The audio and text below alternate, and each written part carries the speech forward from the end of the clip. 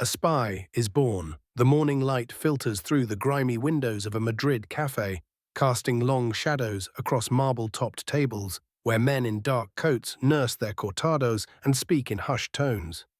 It is February 1941, and Spain teeters on the knife's edge of neutrality, a precarious balance that makes it the perfect hunting ground for spies, informants, and those who trade in secrets.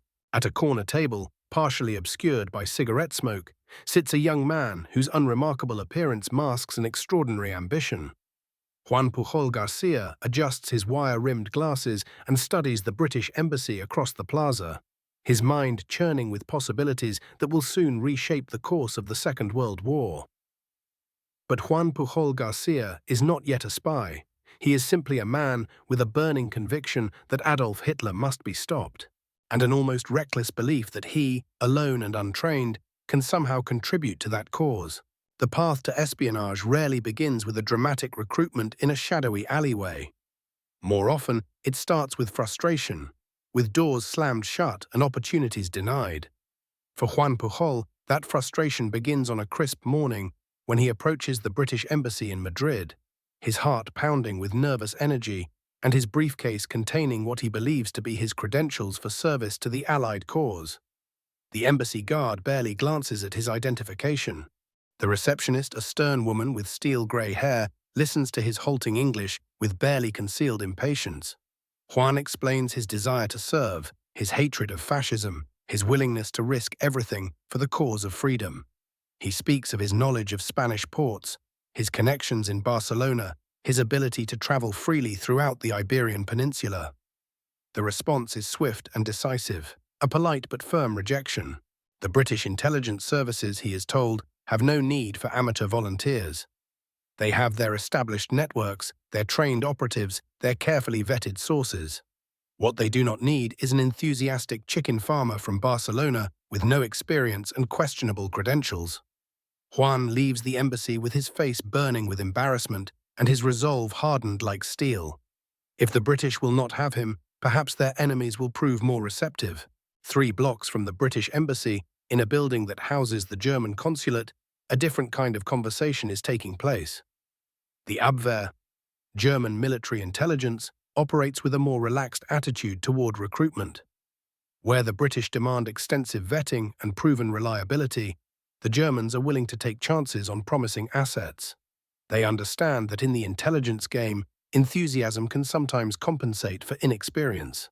When Juan Pujol Garcia presents himself to German intelligence officers in Madrid, he comes armed with a more carefully constructed story.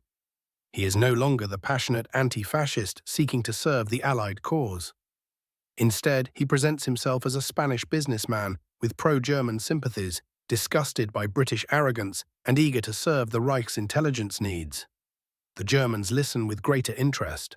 Spain's neutrality makes it an invaluable staging ground for intelligence operations against Britain. Spanish citizens can travel more freely than German nationals, can establish business contacts, can move through Allied territories with less suspicion. Juan's offer to relocate to London and establish himself as an intelligence asset strikes his handlers as both feasible and potentially valuable. But the Abwehr's interest comes with conditions. They will provide him with basic training in intelligence gathering, codes, and communication procedures. They will give him a small amount of funding and the promise of regular payments for valuable intelligence. In return, they expect him to establish himself in London, develop a network of sub-agents, and provide regular reports on British military preparations, shipping movements, and strategic planning. Juan accepts these terms with apparent enthusiasm, though beneath his eager exterior, a more complex plan is already taking shape.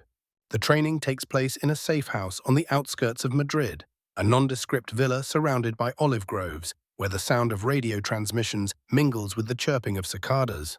Juan learns the basics of secret writing, how to prepare invisible ink, how to conceal messages within innocent correspondence, how to recognize and avoid surveillance.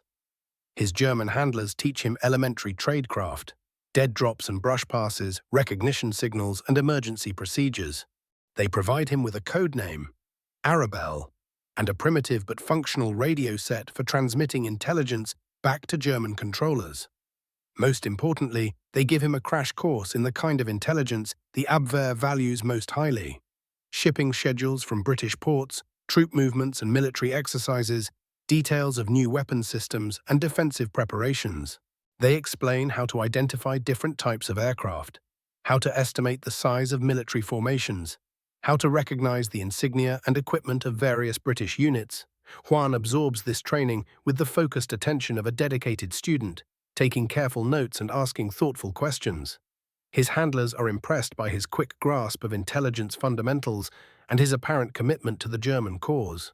They begin to envision him as the cornerstone of a new spy network in Britain, a network that could provide invaluable intelligence as Germany prepares for the next phase of its war against the Allies. What they do not realize is that Juan Pujol Garcia has no intention of serving German interests.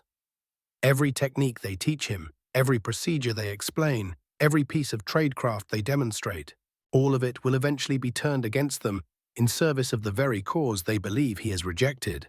By late spring of 1941, Juan's transformation from rejected volunteer to German intelligence asset appears complete. He has mastered the basic skills of espionage, established his cover identity, and received his operational funding.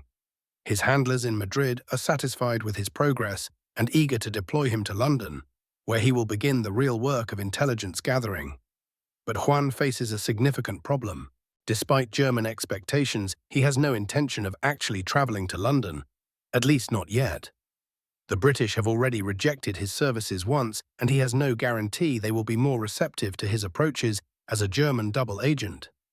Instead, he devises an audacious plan that will allow him to begin feeding intelligence to the Germans while remaining safely in Madrid. Using a combination of tourist guidebooks, library research, and careful study of British newspapers and magazines, Juan begins constructing an elaborate fiction.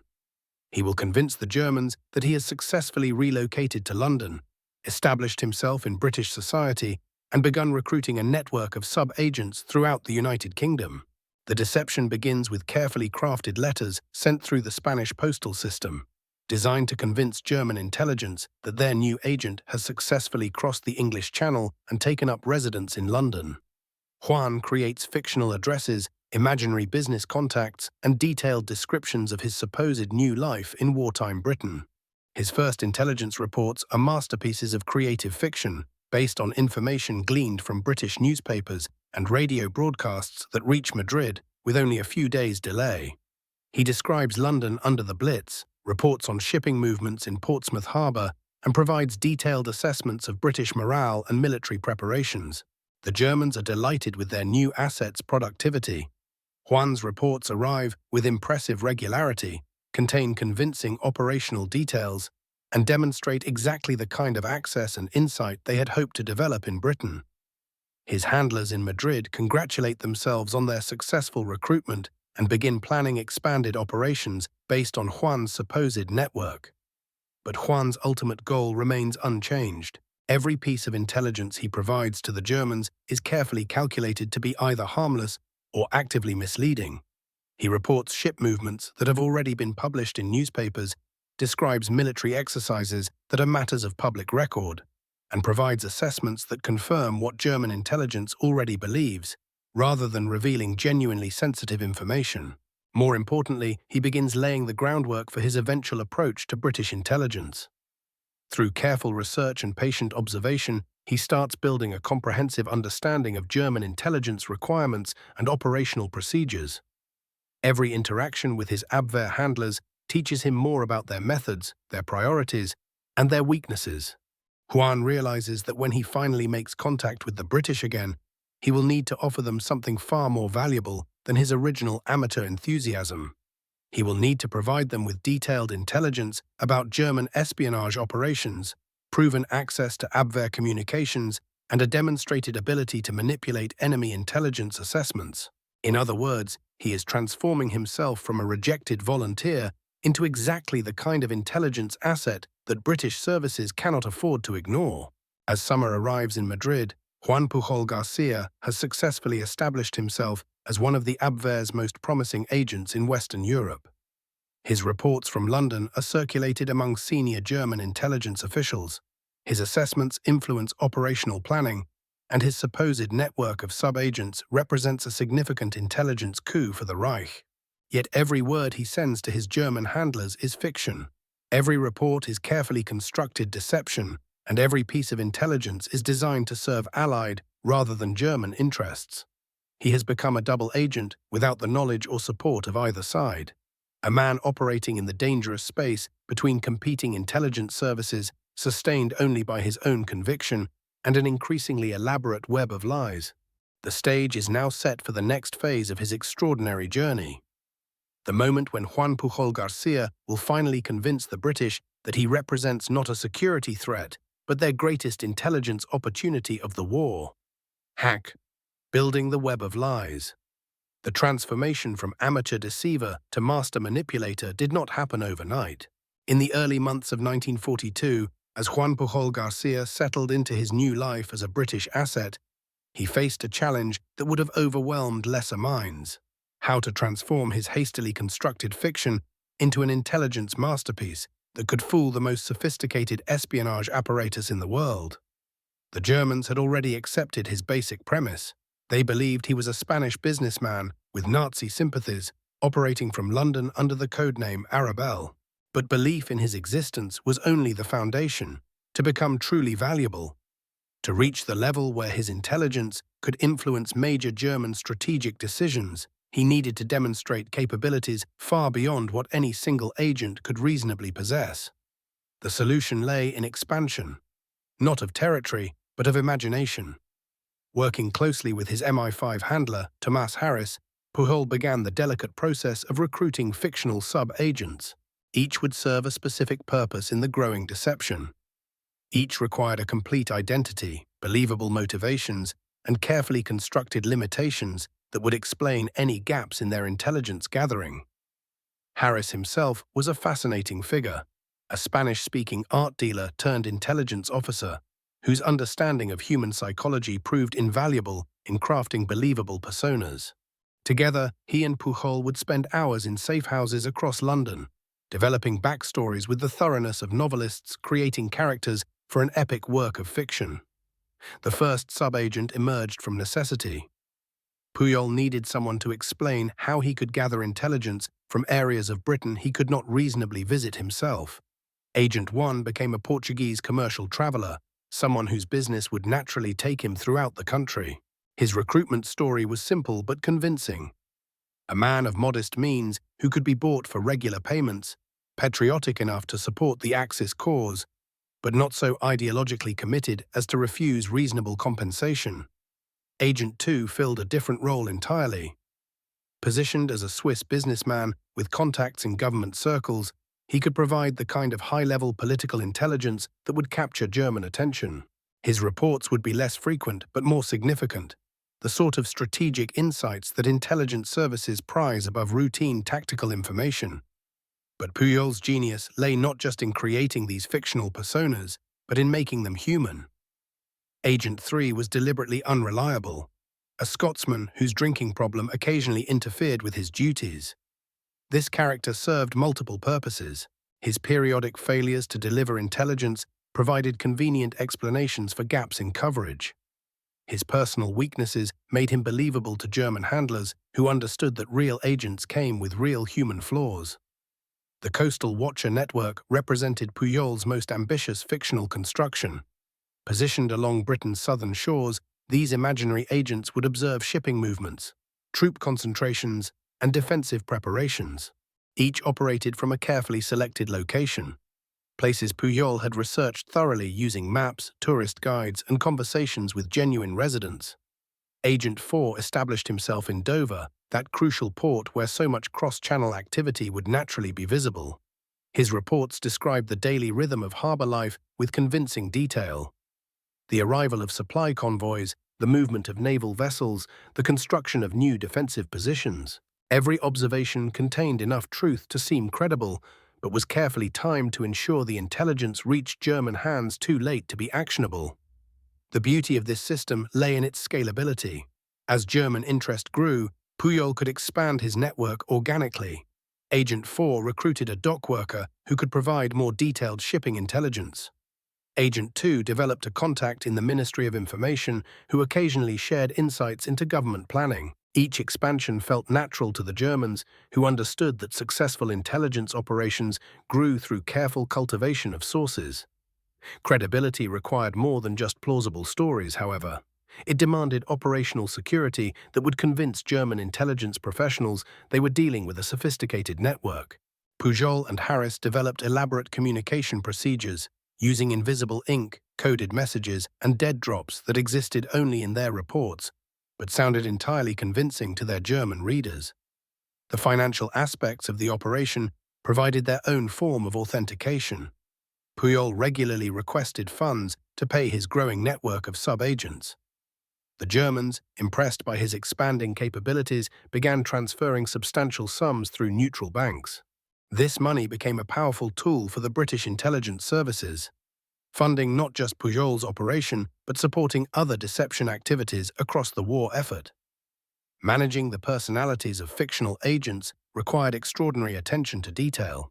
Agent 5, positioned as a Welsh nationalist with anti-English sentiments, provided intelligence with a distinctly different tone from Agent 6, a former military officer whose reports reflected professional training and conservative political views.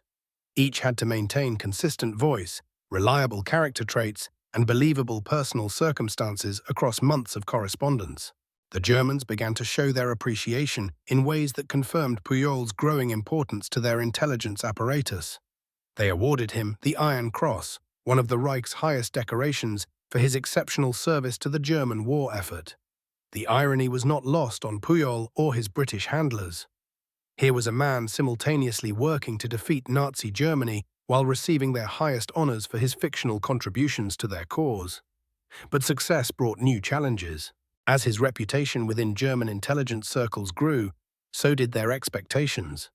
They began requesting specific intelligence about Allied plans, defensive preparations, and strategic intentions.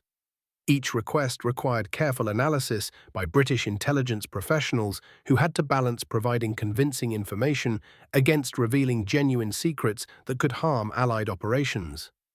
The solution lay in the careful art of strategic deception. Pujol's network began providing intelligence that was technically accurate but operationally useless.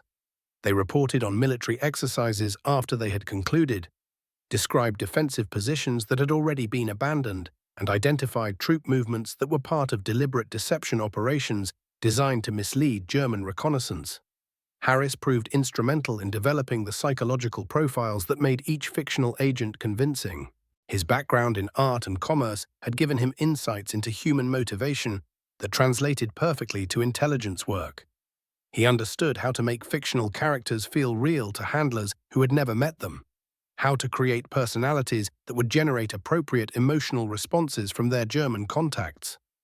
The coastal observation posts required particularly careful management. Agent 7, stationed near Portsmouth, had to explain the complex patterns of naval activity without revealing operational secrets. His reports described the general increase in shipping activity, the presence of unusual vessel types, and the construction of new harbor facilities. All information that confirmed German assumptions about Allied preparations without providing actionable intelligence about specific operations. Communication security became an art form in itself.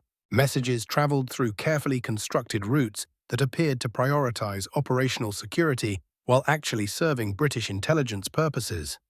Dead drops were described in sufficient detail to convince German handlers of their sophistication, but were positioned in locations where British counterintelligence could monitor any German attempts to verify their existence. The network's expansion into Scotland introduced Agent 8, a railway employee whose position provided natural access to information about troop movements and supply shipments. His reports described the general patterns of military transportation without revealing specific unit identifications or destination details. The intelligence was convincing enough to satisfy German requirements while remaining too general to compromise actual Allied operations. By the spring of 1942, Pujol's fictional network had achieved something remarkable. It had become the Germans' most trusted source of intelligence about British defensive preparations and Allied planning. German intelligence officers in Madrid and Berlin regarded Arabelle as their most valuable asset in the British Isles, a man whose network provided insights they could obtain nowhere else. The irony was profound.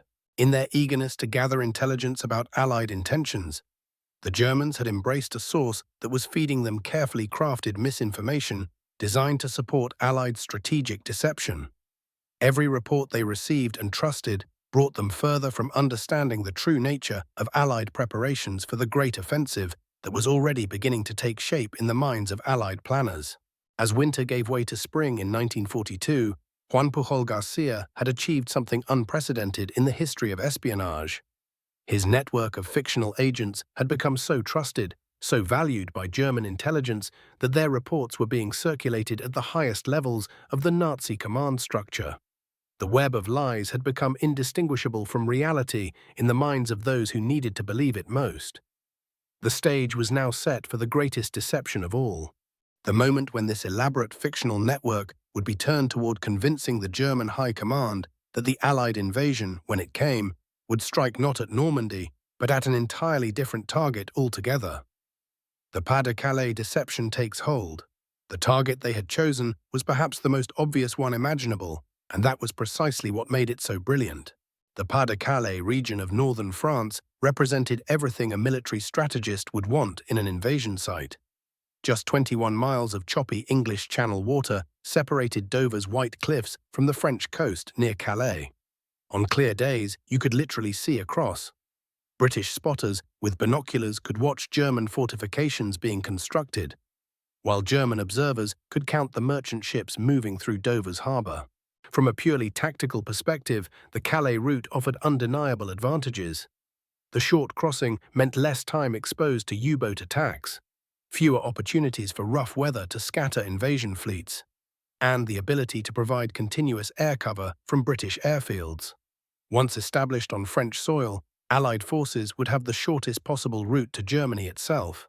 A straight line northeast from Calais led directly to the industrial heart of the Reich. The German High Command understood these geographical realities as well as anyone.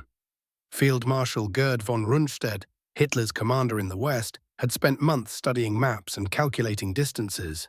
His staff officers had run countless scenarios, and every logical analysis pointed to the same conclusion. When the Allies finally came, they would almost certainly come through Calais. Juan Pujol Garcia, now operating under the codename Garbo, began feeding this expectation with the precision of a master chef adding spices to a delicate sauce. Too little information, and the Germans might grow suspicious. Too much, and they might detect inconsistencies. But the perfect amount, delivered at exactly the right moments, could transform reasonable military assumptions into unshakable convictions. Working from his modest suburban home in Hendon, Pujol crafted reports that seemed to confirm German strategic thinking while actually leading it down a carefully prepared path. His fictional network of sub-agents began reporting increased military activity in southeastern England. Agent 3, the Venezuelan student supposedly based in Glasgow, wrote of troop trains heading south through Scotland. Agent 7-4, the fictional soldier stationed near Brighton, described new encampments appearing in the countryside. Each report contained just enough verifiable truth to maintain credibility. Real military units were mentioned, but their locations were subtly misrepresented. Actual training exercises were described, but their purposes were deliberately misinterpreted. The art lay in mixing authentic details with strategic misdirection so seamlessly that German intelligence analysts would never think to question the overall picture. Tommy Harris, Pujol's handler at MI5, understood that the most effective lies were those that told people exactly what they already wanted to hear.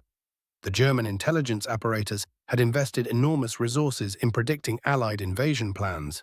Their analysts had written detailed assessments concluding that Pas-de-Calais represented the most likely target. Now Garbo's network was providing field intelligence that supported those conclusions, making the German experts feel brilliant rather than deceived.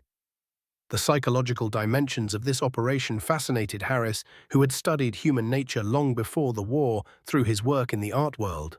People, he knew, were remarkably resistant to information that contradicted their existing beliefs, but they embraced enthusiastically any evidence that confirmed their preconceptions.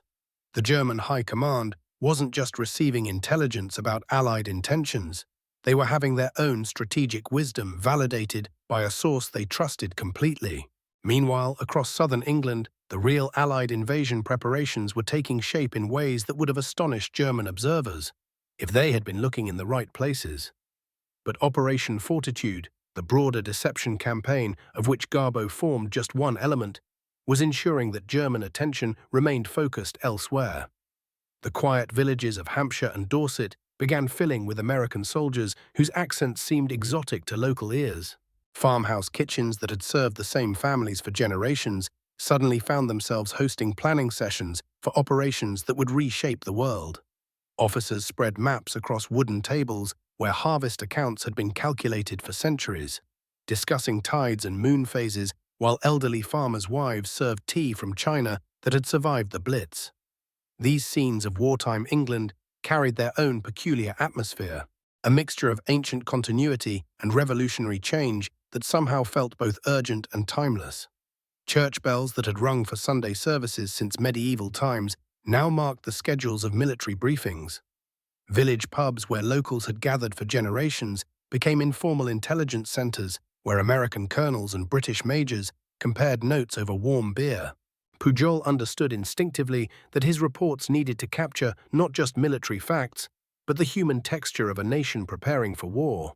His fictional agents described the mood in London pubs, the conversations overheard on railway platforms, the subtle signs that indicated massive operations were being planned. Agent 4, supposedly a Gibraltarian waiter working in military clubs, reported fragments of conversations between high-ranking officers. Agent 5, the fictional brother of Agent 3, described the atmosphere at Canadian military bases. The genius lay in creating not just individual deceptions, but an entire alternative reality that felt authentic at every level. When German intelligence officers read Garbo's reports, they weren't just receiving tactical information. They were experiencing the texture of British wartime life through the eyes of carefully crafted fictional observers. Each agent had distinctive writing styles, personal concerns, individual perspectives that made them feel like real people rather than intelligence constructs. The German response exceeded even the most optimistic Allied expectations. Wehrmacht divisions that might have been positioned to defend the Normandy beaches instead found themselves rushed to the Pas-de-Calais region. Artillery batteries were repositioned, defensive fortifications were reinforced, reserve units were moved into position to repel the invasion that Garbo's network insisted was coming. Field Marshal Erwin Rommel, tasked with defending Hitler's Atlantic Wall, found himself caught between competing intelligence assessments. Some sources suggested the Allies might attempt multiple simultaneous landings. Others indicated that Normandy represented a possible secondary target. But the weight of evidence, much of it flowing through channels that ultimately traced back to Pujol's suburban home office, consistently pointed toward Calais as the primary objective. The irony was exquisite. German military planners, some of the most sophisticated strategic thinkers in the world, were being systematically misdirected by a Spanish chicken farmer turned amateur spy, whose entire intelligence career had begun with an audacious bluff in Madrid. The same analytical capabilities that had enabled the Wehrmacht to conquer most of Europe were now being turned against themselves through the careful manipulation of their information sources. Harris often reflected on the broader implications of what they were accomplishing. Modern warfare, he realized, was as much about controlling information as controlling territory. The ability to shape what your enemy believed about your intentions could be more valuable than entire armored divisions. Pujol's fictional network represented a new kind of weapon, one that attacked not bodies or equipment, but the decision-making processes of enemy commanders.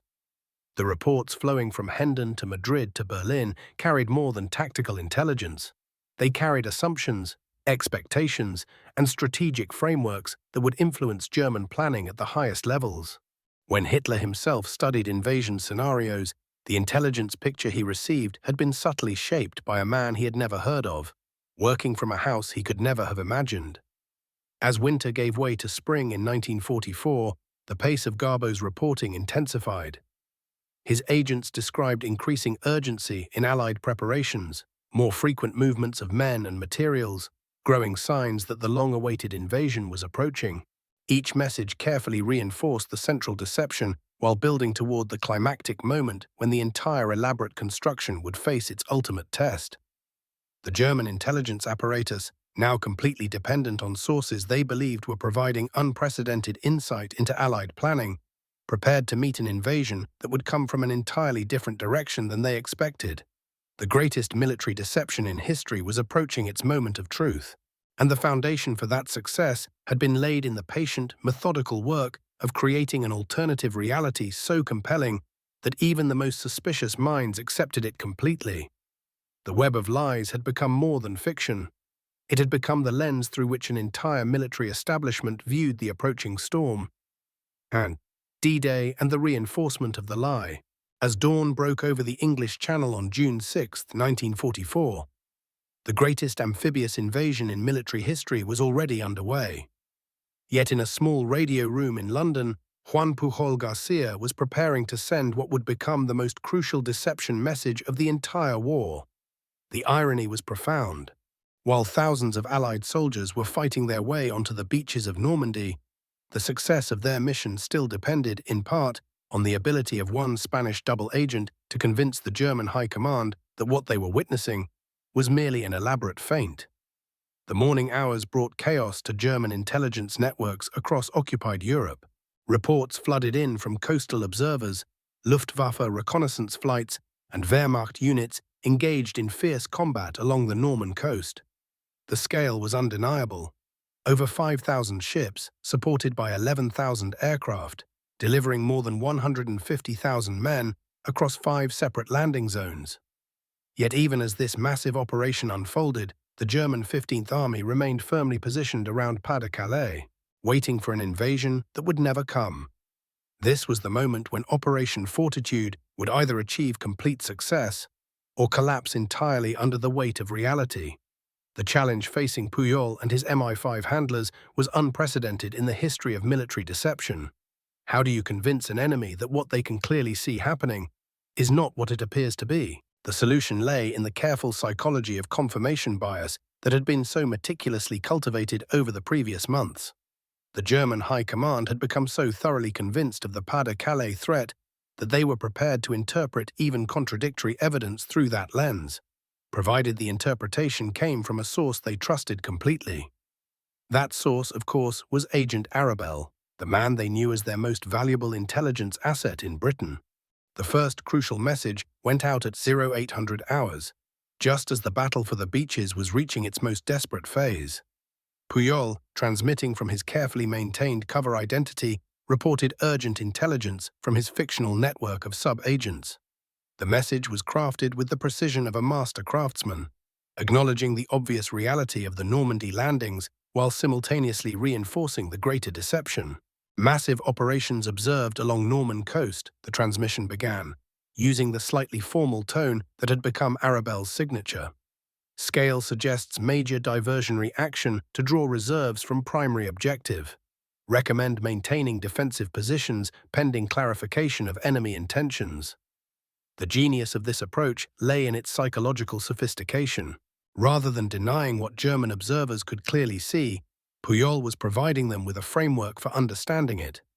A framework that aligned perfectly with their existing beliefs and strategic assumptions.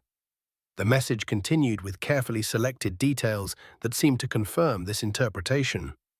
Reports from the fictional Agent 74, supposedly positioned near Dover, described continued intense activity around the 1st United States Army Group headquarters. Agent 77, the imaginary Welshman, reported massive convoy movements through South Wales that appeared to be heading toward embarkation points in Kent. Each detail was designed to paint a picture of an even larger operation still being prepared, an operation for which Normandy was merely the opening gambit. The response from German intelligence headquarters in Madrid came within hours, and it revealed the complete success of the deception. Rather than questioning Arabelle's assessment, his handlers praised his analytical insight and requested additional intelligence on Allied preparations in southeastern England. More significantly, German military communications intercepted by Allied codebreakers showed that Army Group B, responsible for coastal defenses, was being denied reinforcements that could have been decisive in repelling the invasion. The German 15th Army, comprising some of the Wehrmacht's most capable divisions, remained positioned around Calais, convinced that the real blow was yet to fall. But maintaining this deception required more than a single message. As the day progressed and the scale of the Normandy operation became increasingly apparent, Pujol found himself walking an ever narrower tightrope. Each subsequent transmission had to acknowledge the growing evidence of Allied commitment to the Norman beachhead, while simultaneously arguing that this commitment was itself part of a larger deceptive scheme. The afternoon brought reports that German reserves were beginning to move toward Normandy despite standing orders to remain in place. This development threatened to unravel months of careful preparation, unless the deception could be reinforced with even greater urgency and conviction.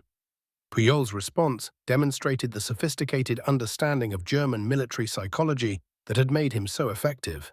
Rather than simply repeating his earlier assessment, he crafted a message that appeared to reveal classified Allied planning documents that his fictional network had supposedly intercepted through their intelligence operations. These fabricated documents outlined a three-phase Allied strategy, the first phase being a diversionary landing in Normandy to draw German reserves away from the Channel's narrowest point. The second phase involving massive airborne operations to secure key transportation hubs in northern France, and the third phase being the decisive assault across the Strait of Dover with the full strength of Patton's army group. The psychological impact of this revelation was profound.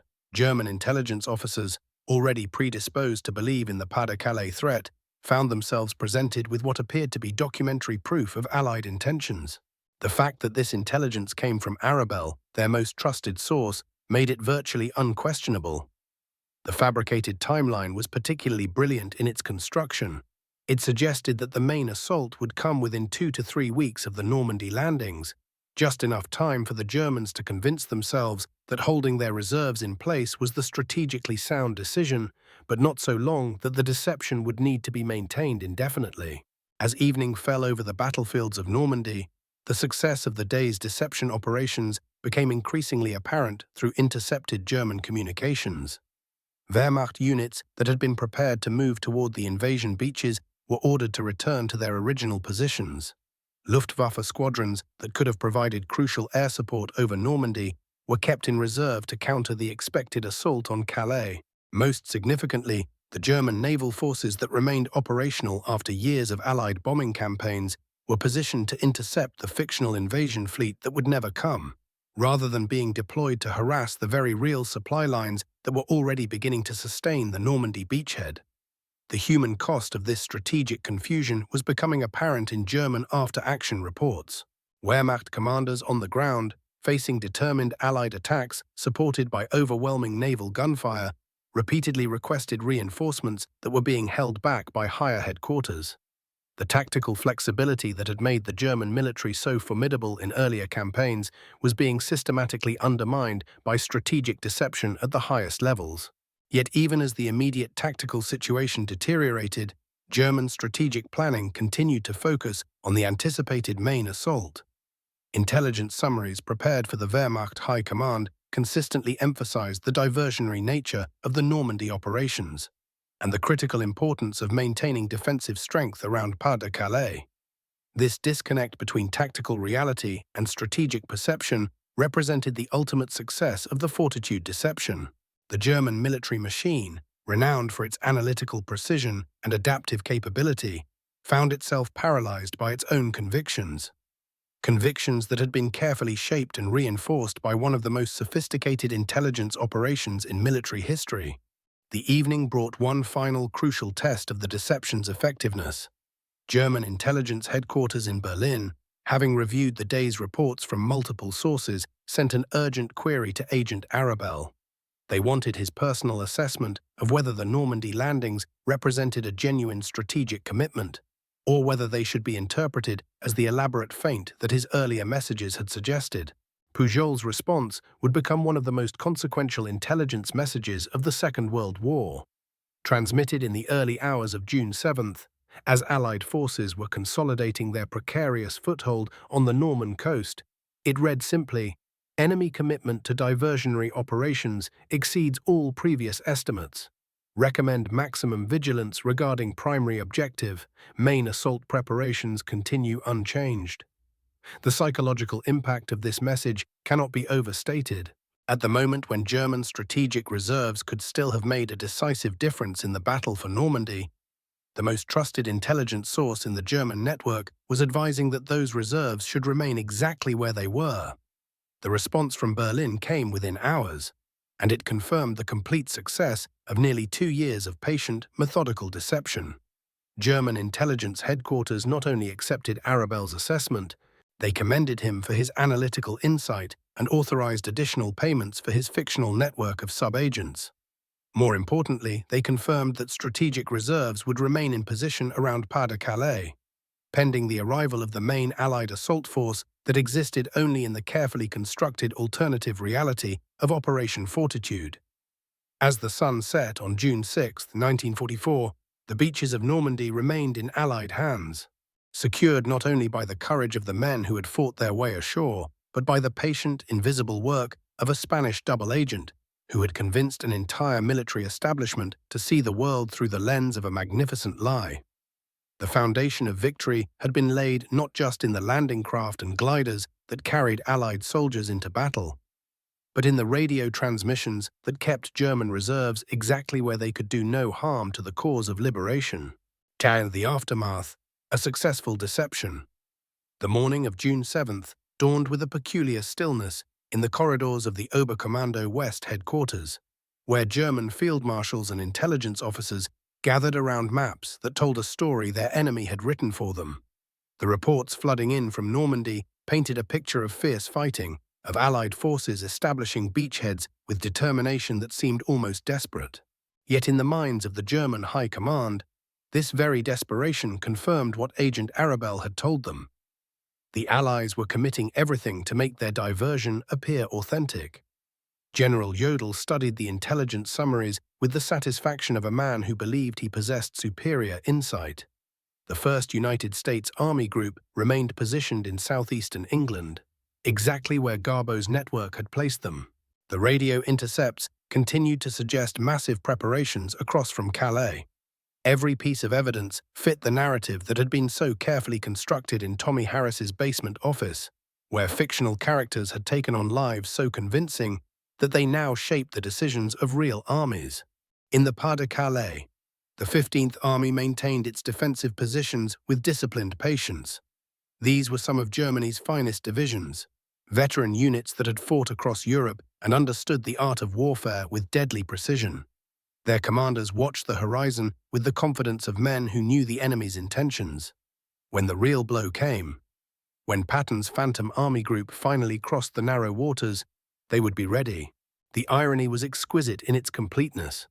Every German strength had been turned into a weakness through the simple expedient of misdirection. Their intelligence network, their analytical capabilities, their strategic thinking, all had been compromised not through force or infiltration, but through the patient cultivation of their own preconceptions. The Wehrmacht's very competence had become the instrument of its deception. Meanwhile, in the hedgerows of Normandy, Allied soldiers fought with the knowledge that time was their ally. Each hour that passed without German reinforcements arriving from the Pas-de-Calais meant another hour to strengthen their foothold on continental Europe. The men advancing inland from Omaha Beach, the paratroopers consolidating their scattered drops, the British forces pushing toward Caen, all benefited from a strategic advantage they would never fully comprehend. They fought believing they faced the full weight of German defensive capability, unaware that the enemy's most powerful reserves remained frozen in place by the ghost of an army that existed only in radio transmissions and carefully forged documents. In London, Juan Pujol Garcia maintained his routine with the methodical precision that had made his deception so effective. He filed his reports to Madrid, coordinated the activities of his imaginary network, and watched the war's progression with the quiet satisfaction of a man whose work was succeeding beyond all reasonable expectation. The Germans continued to pay him for intelligence that served Allied interests, a final touch of elegant irony in an operation built upon layers of carefully constructed truth and fiction.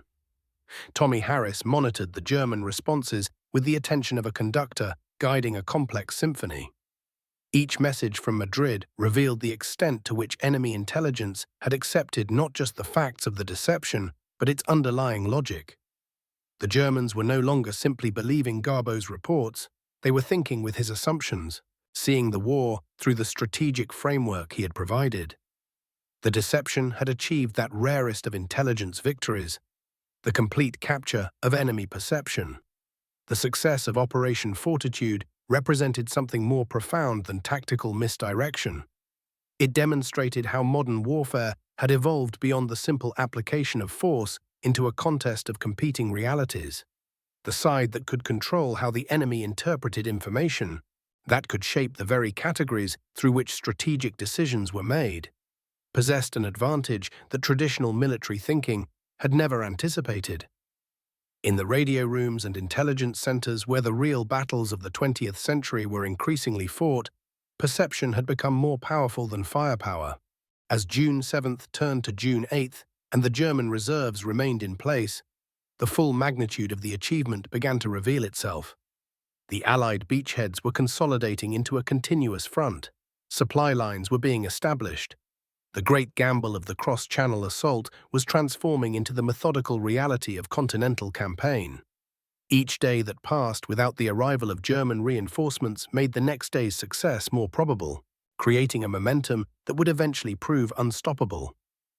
The men fighting in Normandy wrote letters home describing the intensity of combat, the difficulty of advancing through terrain that favored defenders, the constant awareness that they were part of something historically significant. What they could not describe, what they had no way of knowing, was how their courage had been amplified by the invisible work of intelligence professionals who had spent years preparing the battlefield not with weapons, but with words. In a small pub in northwest London, far from the strategic conferences and intelligence briefings, ordinary citizens followed the war's progress with the mixture of hope and anxiety that had defined British life for nearly 5 years. The wireless brought news of fighting in France, of Allied advances, of German resistance. The reports spoke of tactical successes and strategic objectives, but could never convey the full story of how victory was being achieved.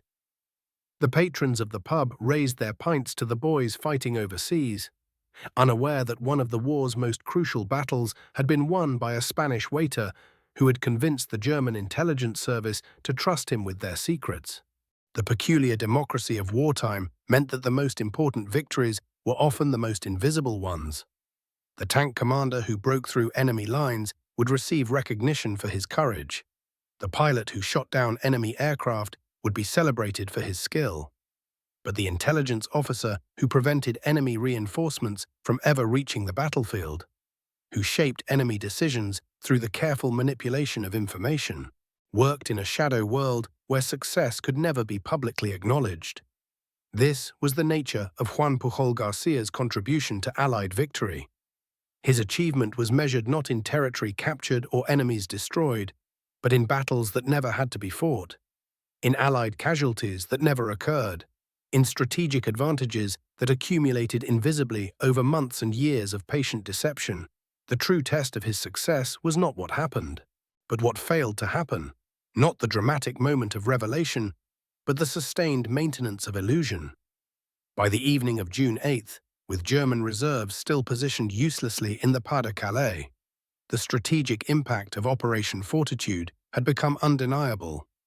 The Normandy landings had succeeded not just because of superior Allied planning and execution, but because the enemy had been convinced to fight the wrong battle in the wrong place at the wrong time.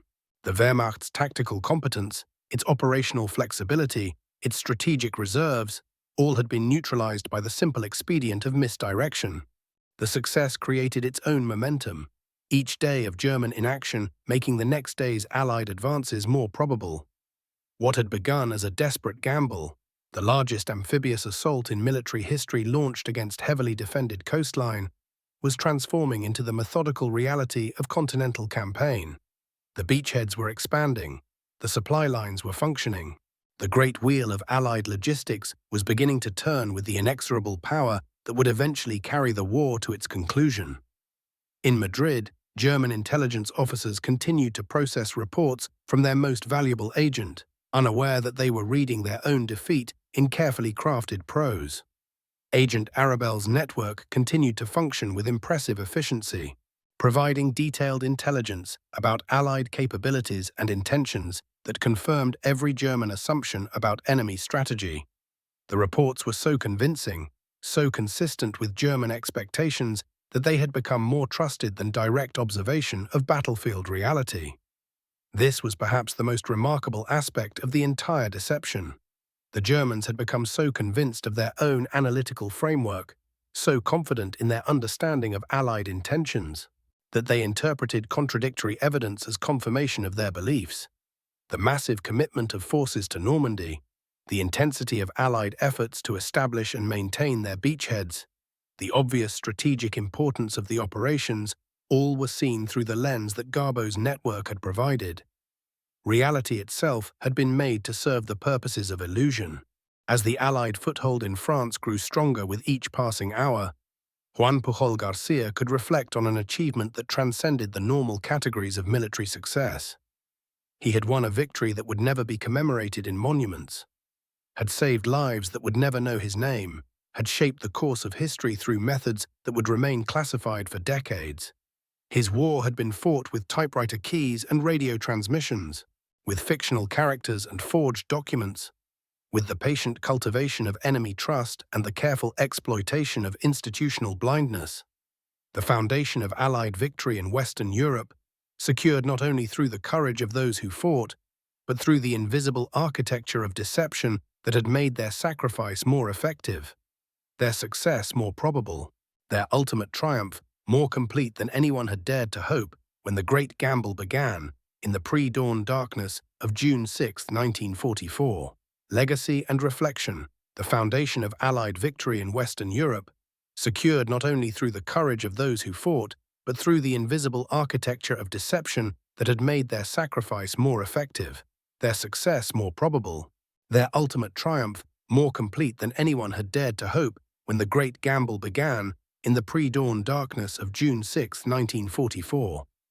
And in the quiet aftermath of that victory, as the guns fell silent across Western Europe, as the Wehrmacht's final reserves surrendered in the ruins of Berlin, Juan Pujol Garcia found himself contemplating the strange mathematics of his contribution to history. The man who had never fired a shot in anger, who had never worn a uniform, who had never set foot on a battlefield, had perhaps influenced the outcome of the war more decisively than many divisions. The numbers told their own story with mathematical precision. 21 fictional agents, hundreds of fabricated reports, thousands of German man-hours spent analyzing false intelligence, and ultimately, the misdirection of an entire army group away from the decisive theater of operations. The 15th Army, 17 divisions strong, had remained in the Pas-de-Calais region for 7 crucial weeks after D-Day, waiting for an invasion that would never come, because a failed chicken farmer from Barcelona had convinced them it was inevitable. But statistics, however impressive, could never capture the full weight of what Pujol had accomplished through pure imagination. He had reached across the fog of war itself, into the minds of his enemies, and planted seeds of conviction so deep that they had grown into unshakable strategic doctrine. The German High Command had not simply been deceived. They had been made accomplices in their own deception, eagerly embracing intelligence that confirmed their preconceptions, defending assumptions that served Allied interests better than their own. Tommy Harris, reviewing the final Garbeau files in his cluttered MI5 office, marveled at the psychological sophistication of what they had achieved together. The relationship between handler and agent had evolved into something unprecedented in the annals of intelligence work, a creative partnership that had produced not just military deception, but a new form of warfare entirely. They had proven that, in an age of industrial conflict, the most decisive battles might be fought not with steel and explosives, but with carefully crafted narratives that shaped the enemy's perception of reality itself. The ethical dimensions of their success, however, remained as complex as the operation itself. Pujol had saved countless Allied lives through his deception, but he had also contributed to German casualties by ensuring their forces were poorly positioned to respond to the invasion. The fictional reports that had kept Wehrmacht reserves away from Normandy had ultimately led real soldiers into captivity, defeat, and sometimes death. The moral calculus of intelligence work, Pujol reflected, never resolved into simple equations of right and wrong. There was also the psychological toll of living so completely within a constructed identity. For 3 years, Pujol had inhabited the mind of Arabelle, the devoted German agent, so thoroughly that the boundaries between performance and reality had sometimes blurred. He had learned to think like his fictional creation, to anticipate German needs and expectations with almost supernatural accuracy, to become the spy they wanted him to be while remaining loyal to everything they opposed. The strain of such sustained deception, of maintaining perfect consistency across hundreds of communications, had left invisible scars that would take years to heal. The war's end brought its own peculiar challenges for those who had fought in shadows. While tank crews and infantry units could march in victory parades, while bomber crews could point to photographs of their targets, the intelligence officers who had perhaps contributed most decisively to Allied success remained anonymous by necessity. Their victories could never be celebrated publicly, their methods never fully disclosed, their true impact on history relegated to classified files that might remain sealed for decades. Pujol himself seemed to understand this paradox with characteristic equanimity. The man who had once desperately sought recognition from British intelligence now appeared content to fade back into obscurity, to become once again simply Juan Pujol, a Spanish citizen who had played his part in the great drama and was ready to return to private life. The elaborate fictional world he had constructed, populated with dozens of imaginary characters, each with their own motivations and histories, gradually dissolved back into the realm of memory and classified documents. But the techniques he had pioneered, the psychological insights he had developed, would influence intelligence operations for generations to come. Future case officers would study the Garbo files to understand how a single agent, properly managed, could achieve strategic effects far beyond traditional espionage. Military colleges would analyze Operation Fortitude as a masterclass in deception planning, demonstrating how imagination and psychology could multiply the effectiveness of conventional forces.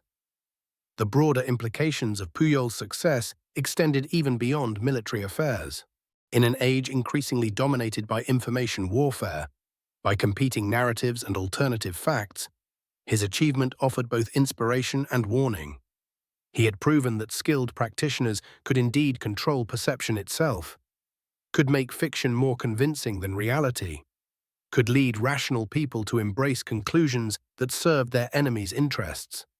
The power to shape belief, Pujol had demonstrated, might be the most dangerous weapon of all. As the months passed and Europe slowly healed from its wounds, Pujol found himself walking the streets of London with new eyes. The city that had once seemed foreign and intimidating now felt like home, its residents unaware that the quiet Spaniard passing among them had helped preserve their freedom through pure imagination. The double-decker buses and black taxis, the newspaper vendors and flower sellers, the ordinary rhythm of civilian life, all existed because men like him had fought a different kind of war in the shadows. The Thames flowed past Westminster with its ancient patience, carrying the same waters that had witnessed Roman invasions and Viking raids, Spanish armadas and German bombers, and now the quiet aftermath of the greatest deception in military history. Somewhere in Berlin, former Wehrmacht intelligence officers were beginning to understand how completely they had been outmaneuvered, how their most trusted source had been their most dangerous enemy, how their own analytical skills had been turned against them with surgical precision. But such realizations belonged to the past now, to the historians and analysts who would spend decades unraveling the full complexity of what had been achieved. For Pujol, walking through Hyde Park on a crisp autumn evening, watching families reunited and children playing games of war with wooden swords and cardboard shields, the true measure of success was simpler and more profound.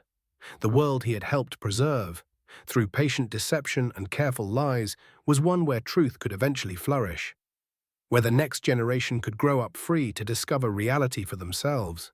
The irony was not lost on him that his greatest service to truth had been accomplished through fiction, that his most honest act had been sustained deception, that his deepest loyalty had been expressed through apparent betrayal. But such paradoxes, he had learned, were simply part of the human condition, part of the complex moral landscape that adults must navigate when the stakes are highest and the choices most difficult. In the end, perhaps that was Juan Pujol Garcia's most important legacy, not the specific techniques of deception he had mastered, not the particular intelligence operation he had executed so brilliantly, but the demonstration that ordinary individuals, armed with imagination and conviction, could influence the course of history itself. He had proven that in the great struggles between freedom and tyranny, between democracy and dictatorship, the outcome was never predetermined, never beyond the power of committed individuals to effect through their choices and actions.